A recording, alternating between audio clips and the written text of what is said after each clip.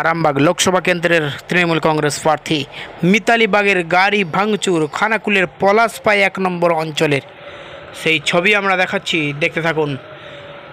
আরামবাগ লোকসভা কেন্দ্রের তৃণমূল কংগ্রেস প্রার্থী মিতালি বাগের গাড়ি ভাঙচুর অভিযোগে তীর বিজেপির দিকে। দেখুন, শোনাবো কি বলছেন মিতালি বাগ, আরামবাগ লোকসভা কেন্দ্রের তৃণমূল কংগ্রেস প্রার্থী। কারা এই গাড়ি ভাঙচুর করলো, কেন ভাঙচুর হলো, কি বিষয়টা আমরা কথা বলবো আরামবাগ লোকসভা কেন্দ্রের প্রার্থী মিতালি বাগের সঙ্গে।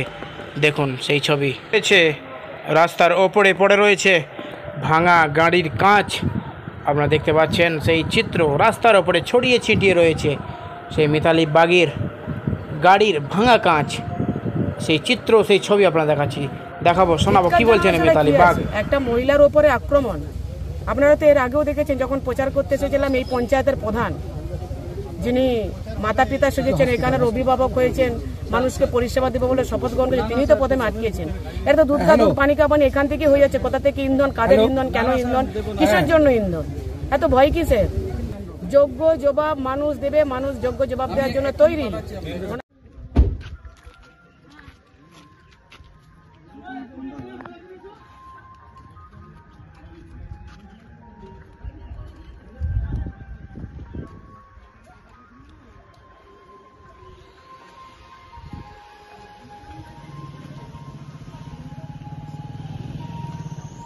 আমার বড় ভালো লাগলো, আমাকে তাড়া করেছে।